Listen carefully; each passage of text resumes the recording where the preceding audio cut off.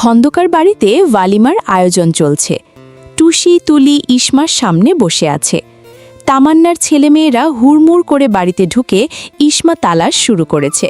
তারা মায়ের কাছ থেকে শুনেছে এবারের মামু খুব ভালো, আগেরটা ভালো ছিল না, সবাইকে কষ্ট দিয়ে চলে গেছে। তামান্নার পেশায় একজন ডক্টর, ভালো ভালো সার্জারিতে অংশগ্রহণ করে। তামান্নার স্বামী ইঞ্জিনিয়ার। মেজর ওসামা ফোনে কথা বলতে বলতে বাহির থেকে ভিতরে মাত্রই প্রবেশ করল। অমনি একজন ডেকে উঠল, এই কালো মামা, এদিকে আসো। এই কালো মামা, মামি কিন্তু আমাদের পছন্দ হয়েছে। এই কালো মামা, আমরা আজ মামিকে নিয়ে যাব।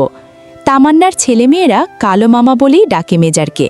মেজর বিড়বিড় করে বলল, খাতুনের সামলে ইজ্জতের রফা দফা।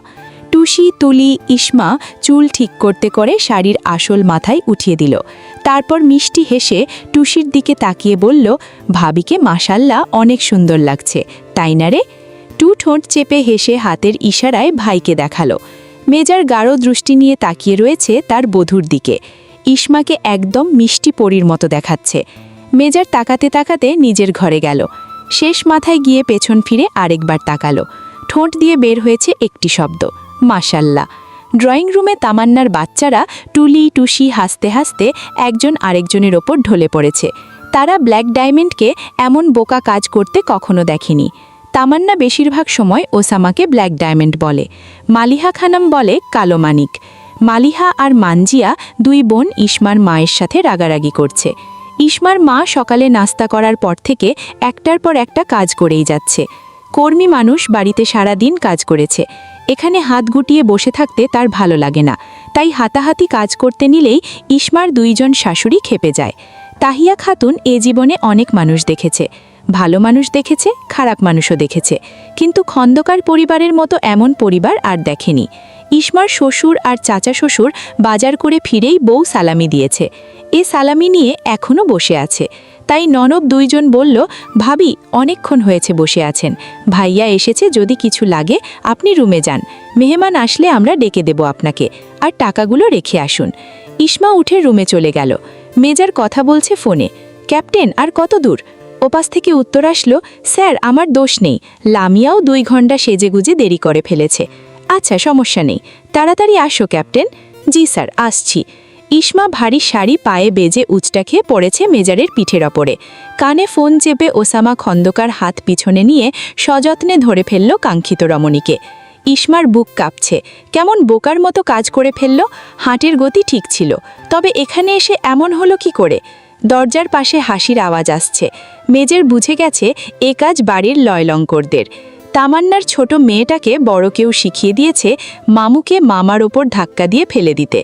বাচ্চাটা আস্তে ধাক্কা দিয়ে এ দেশে আর নাই, ঘুম হয়ে গেছে সাথে সাথে। কখন আসলো কখন গেল দেখাই গেল না ওদের। পুষর পুষর শুনে বিষয়টা ধরতে পেরেছে মেজের ইসমার হাত ধরে খাটে বসিয়ে দরজার দিকে দাঁড়িয়ে চোখ ফাঁকিয়ে বলল, এখান থেকে যাবে নাকি মুখের উপর দরজা লাগিয়ে দেব? টুলি টুসি 2 বোন ভাইকে দেখেই দৌড়। এই 2 বোন ভাইকে যথেষ্ট সম্মান করে, কিন্তু বোনের ছেলে মেয়েদের তালে পড়ে ওদের সাথে দুষ্টুমিতে মেতে ওঠে। মালিহা খানম এদিক দিয়ে যাচ্ছিল। বিচ্ছু বাহিনীকে একজোট হয়ে ছেলেদের দরজার সামনে দাঁড়িয়ে থাকতে দেখে বললেন, এই তোরা আমার কালো মানিকের পিছনে পড়ে আছিস কেন? দুষ্টু একটা বলল, তোমার মামিককে বল আমাদের কাছে ছেড়ে দিতে। তোর মামিককে দিয়ে কি করবি? আমাদের বাড়ি নিয়ে যাব। নিজেরাই তো এ বাড়ি পড়ে থাকিস, আবার আমার বৌমাকে দিয়ে কই নিয়ে যাবি? উফ নানু, বিরক্ত করো না তো, সরো।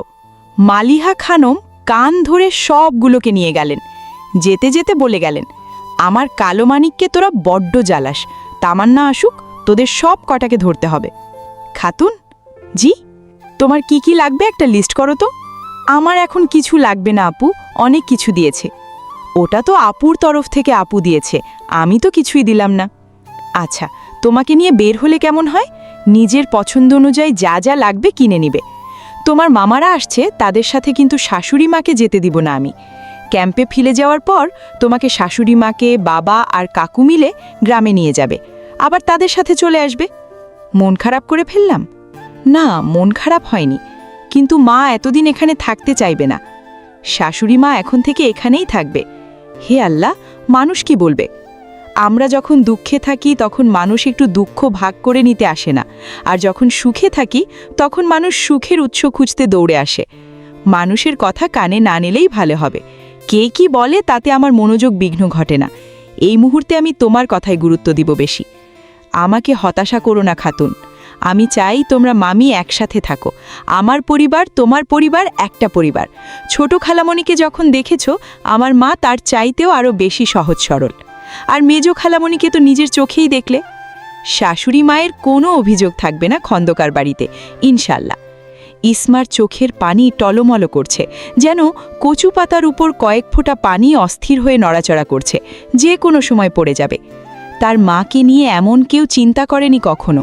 খুব ভালো লাগছে মেজোর স্বামীর কথা শুনে। চোখ থেকে পানি পড়েও গেল এক ফোঁটা। মোটা অশ্রুকণ গালের কাটা দাগে এসে থেমে গেছে।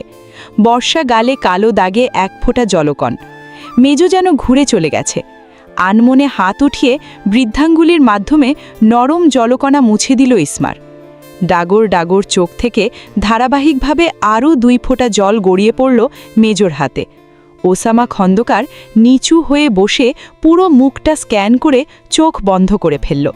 কেমন নতুন অনুভূতির সঞ্চার হচ্ছে। এই খাতুন তার কাঠখোট্টা জীবনে যুক্ত হয়ে নতুন নতুন কিছু যুক্ত করছে। মেজো বেসে যাচ্ছে খুব অল্প সময়ে এক পবিত্র বন্ধনের আবদ্ধে। কেন কাঁদছ খাতুন? আপনাকে অনেক ধন্যবাদ। ধন্যবাদ কেন? আমার মা আমার সাথে থাকলে আমার খুব ভালো লাগবে। মা দূরে থাকলে আমার চিন্তা হতো আগের মতো। শাশুড়ি তো মায়ের মতোই হয়, তাই না? তোমার মা আমার শাশুড়ি হয়, আমার মাও তাই। আমার মা তোমার মা হলে তোমার মাও আমার মা। তোমার মাকে আমার মা হতে দিবে না। ইসমা হেসে ফেলল, চোখে তখনও পানি। এদিকে মেজোর অবস্থা শোচনীয়। খাতুন গোলাটে চোখে ঠোঁটে হাসছে। কি সুন্দর লাগছে তাকে। গায়ে শাড়ি গয়না জড়িয়ে এভাবে হেসে ওসামা খন্দকারকে দোগ গিলিয়ে দিল। এই নমনীয় কোমলমতি স্নিগ্ধ সুশ্রী খাতুন মেজরের ভেতরে সব উলটপালট করে দিচ্ছে। একটু একটু করে মেজও গা ভাসিয়ে দিচ্ছে সেই স্রোতে। মেজো নিজেও জানে না এই স্রোতে গা ভাসতে ভাসতে সে পৌঁছে যাবে সুখের ঠিকানায়। যে সুখ সে প্রথম কাতারে পায়নি, তা সে পেয়ে যাবে ইসমা খাতুনের মাধ্যমে। ক্যাপ্টেন রিয়াদ তার স্ত্রী লামিয়াকে নিয়ে ঢাকা গোপীভাগ এসেছে। লামিয়া চটপট করছে কখন মেজর বউ দেখবে। খন্দকার বাড়িতে ঢুকে তুলিটুসিকে ধরে ইসমার কাছে পৌঁছে গেল। ইসমার সাথে দেখা সাক্ষাৎ করে মালিহা খানমের কাছে কত প্রশংসা করল। মানজিয়া খানম বললেন, লামিয়া, আমাদের আসমানের বউ কেমন দেখলে? খন্দকার পরিবারের কেউ কেউ মেজের ওসামাতি আসমান বলে ডাকে। মাজেদা বলল, এ লামিয়া, আমার পছন্দ। কেমন? আসমানের বউ আমার পূর্ব পরিচিত। মেয়েটার মুখে যেমন মায়া, ব্যবহারও অত্যাধিক সুন্দর। লামিয়া গদগদ হয়ে বলল, ভাইয়ার জীবনে এতদিনে পারফেক্ট একজন জীবনসঙ্গী নিয়ে এসেছে। দাওয়াতি মেহমান এক একে সবাই আসতে লাগল। আর্মি অফিসার, জেনারেল, কর্নেল, সেনাবাহিনীর সদস্য, এমন কিছু গণ্যমান্য লোক, তাদের জন্য আলাদা ব্যবস্থা করা হয়েছে।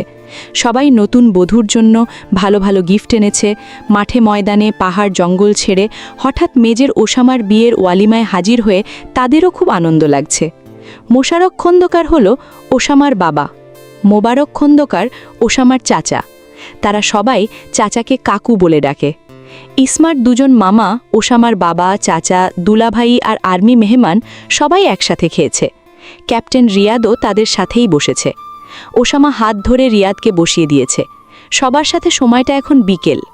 একে একে সব মেহমান চলে গেছে। তাহিয়া খাতুনের ভাইরাও চলে গেছে।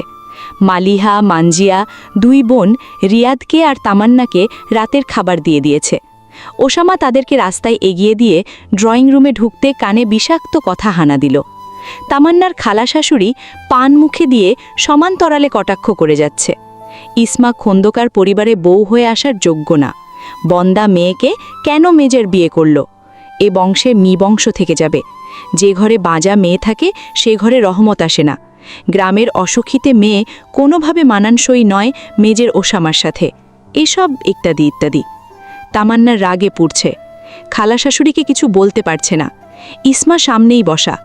তাহিয়া খাতুন একটু আগেই ঘুমিয়েছে। বর্তমান ড্রয়িং রুমে কি হচ্ছে তাহিয়া খাতুনের অজানা।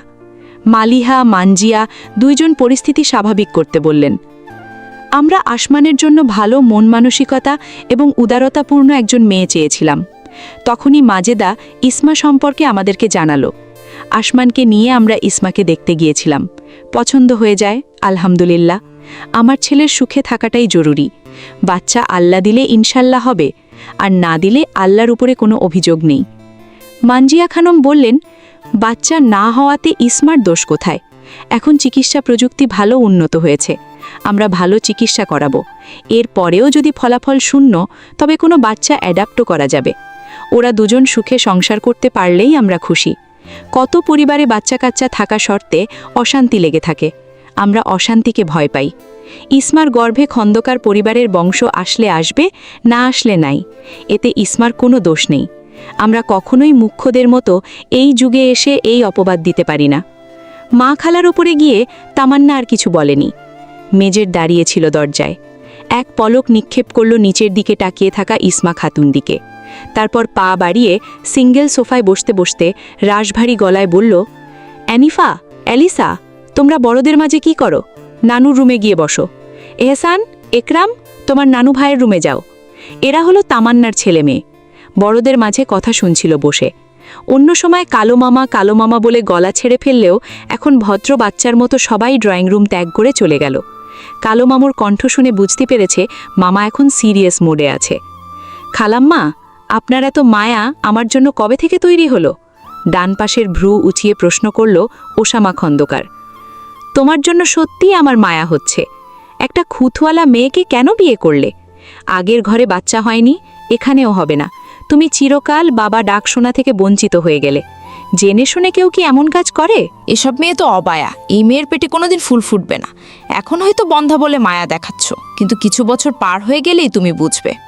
কিছু বছর কেন, আমার হায়াত যদি উপরওয়ালা 200 বছরও দেন, তারপরও আমি এক বিন্দু আফসোস করব না ইসমা খাতুনকে নিজের সহধর্মিণী হিসেবে পেয়ে। আপনি কাকে বন্ধা খতোয়ালা বলছেন? বন্ধা কাকে বলে আপনি বুঝেন? আপনার হাতে আমার স্ত্রীর মেডিকেল রিপোর্ট আছে, যার ভিত্তিতে সরাসরি বন্ধা উপাধি দিয়ে দিলেন। কার বাড়িতে কাকে নিয়ে কথা তুলছেন? আপনার এমন নিচু স্বভাব আগে থেকেই। অবনী ফকিরনির নির্লজ্জ হারাম কাজ করে চলে গেল, আর আপনি আপুর শ্বশুরবাড়ি থেকে আমার নামে পাড়ায় পাড়ায় কথা ছড়িয়ে বেড়াচ্ছে। মেজর হয়ে স্ত্রী ধরে রাখতে পারলাম না। ওকে ধরে রাখার আমার ঠেকা লেগেছে নাকি? ওর নাপাক ছায়া আমার বাড়িতে লেগেছে, সেই দূষিত ছায়া দূর হয়েছে ইসমা খাতুনের ছায়া পড়ে। সেই খাতুনকে আপনি কি বলতে পারেন? তার কারণে রহমত আসতে বাধা পড়বে? যদি রহমত আসতে বাধা পড়ে, তবে তার জলজন্ত প্রমাণ আপনি এখানে বসে বসে পান চিবিয়ে খাচ্ছেন। কারণ আপনি নিজেই এক অকল্যাণকর ঝান্ডা। যেখানে যাবেন সেখানে অবান্তর কথা প্রকাশ করে পরিবেশ নষ্ট করবেন। খাতুনের গর্ভে ফুল আসুক না আসুক, খাতুন নিজেই একটা ফুল। এক নারী আমাকে গোল খাইয়ে চলে গেছে, তার মানে এই না যে মোশাররফ খন্দকারের ছেলে ওসামা খন্দকার বন্ধা। ওদের ওর চালচলন ধরতে পেরেই ওকে ওর রাস্তায় আমি ছেড়ে দিয়েছি। আমার সামনে বিশৃঙ্খলা করতে আসলে ওর উড়ন্ত পাখা ছেটে দিতাম অন্য পদ্ধতিতে। আমাকে ঘিরে আপনার আলতু-ফালতু প্রচার প্রসার আমার কানে এসেছে। মুখের সাথে তর্কে জড়ানো আরেক ঝামেলা। আপুর শ্বশুরবাড়ির লোক আমার মুরব্বি, তাই কিছু বলিনি। এসব কথা আমার যায় আসে না। কিন্তু যাকে নিয়ে আমার নরম জিহ্বা দিয়ে শক্ত কঠিন শব্দ বের করেছেন, তাকে এসব বলে অ্যাটাক করার অপরাধে আপনি কেন? আপনার মতো 10 জনের কথা যেন গলায় আটকে যায়, এমন ব্যবস্থা করতে আমার 2 মিনিটের ব্যাপার। জিহ্বার উপর একটা বুলেট রাখলেই শেষ। আমাকে আমার মতো থাকতে দিন। নিজের জবানের হেফাজতে রাখুন। এক নারী হয়ে আরেক নারীর দুর্বল জায়গা নিয়ে আঘাত করে কথা টানেন কি করে? বন্ধা এই শব্দটার মাঝে কি আছে? কেন এই শব্দটা আলাদা করে দেয় একজন নারীর সুখে থাকার অধিকার থেকে? কথার মাধ্যমেও কাউকে চরমভাবে রক্তাক্ত করা যায়, কথার মাধ্যমেও কাউকে মার্ডার করা যায়। আপনারা কি ভেবে দেখেছেন এই যে বন্ধা বাজা বলে চলে যান, এ বাক্যগুলো কি? এ বাক্যগুলো হলো এক একটা মরণ যন্ত্রণার হাতিয়ার। এগুলো বলে বলে আপনারা মেরে যান এক অসহায় নারীকে। এ যেমন আপনাকে না মেরেও আমি মেরে ফেললাম, অথচ কোথাও কোনো ব্লাড নেই, কাটাছেঁড়া নেই। শুধু বলেছি আপনার জিহ্বার উপর একটা বুলেট রাখবো। এতে আপনি কষ্ট পাননি? অবশ্যই পেয়েছেন। নিজের ছেলের বয়সে একজন যদি বলে নরম জিহ্বা দিয়ে জঘন্য কঠিন কথা বের করার অপরাধে বুলেট ছুঁড়ে দিবে, তবে এখন কলিজায় গিয়ে আঘাত হানে। আপনাদের কথাও তাদের কলিজায় বিধে, যাদেরকে আপনারা খুদ বাজা বলে আনন্দ প্রকাশ করেন। সেই সমাজে আমি থুতু ফেলি, যেই সমাজ কোনো নারীকে সাধারণ প্রাণীও মনে করা হয় না। সেই সমাজ কি বলল কি করলো তা নিয়ে আমার আসে যায় না। কেউ সম্মান পাওয়ার জন্য এটাই যথেষ্ট, সে একজন মানুষ। খন্দকার পরিবার নির্বংশ থাকুক, ল্যাচকাটা থাকুক, তাতে আপনার মাথা ব্যথা না করলেও চলবে। ওসামা খন্দকার এতটা হীনমন্যতা অন্তরে পুষে রাখে না যে স্ত্রী দুঃসময়ে তার হাত ছেড়ে দিবে।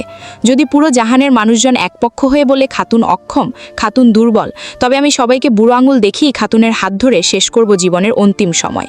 আমার আল্লাহ আমাকে ঠকিয়ে দেননি। একজন আদর্শবান নারী হলো স্বামীর চোখের শীতলতা। কি দিন আর কি সময় আসলো, আমার অভ্যন্তরীণ কথা প্রকাশ করতে হচ্ছে। মেজরের চোখে মুখে তীব্র ব্রিটিশনা দেখা গেল। তামান্না মনে মনে হাসছে, ইসমা শুধু শুনে গেল। এমন করা কঠিন জবাব প্রতিবাদ রাহাত কোনোদিন করেনি, সুমিকে বিয়ে করার আগেও না।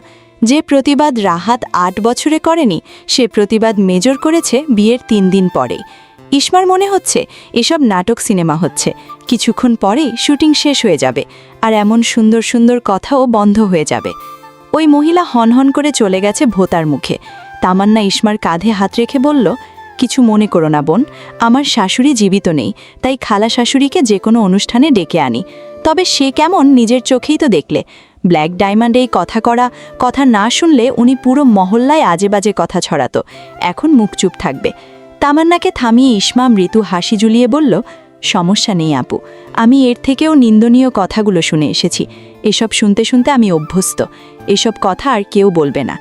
ইসমা চোখ গুড়িয়ে নরম দৃষ্টি দিল স্বামীর দিকে, যে মাত্র ইসমাকে সাহস দিয়ে বলল এসব কথা আর কেউ তার সামনে বলতে আসবে না। ইসমার হৃদয় জুড়ে বসন্তের হাওয়া বয়ে গেল। কত শান্তি কথায়, কতটা অভয়ের আবাসী সাহসে। এক লৌহ বয়ান দিয়ে মেজর জিতে নিল খাতুনের ভরসা। অডেল শ্রদ্ধা কোমলমতি নারীর মনে জন্ম হতে লাগল। মেজর উঠে নিজের ঘরে যেতে যেতে বলে গেল, খাতুন রেডি হও, আমরা বের হব। তো ভিউয়ার্স, গল্পটির নাম হচ্ছে বন্ধা নারীর কোলে আলো, লিখেছেন আমাতুর রব তাসনিম। এটা গল্পের 4র্থ অংশ। পরবর্তী অংশ পেতে চ্যানেলটিকে সাবস্ক্রাইব করে আমাদের সাথে থাকবেন।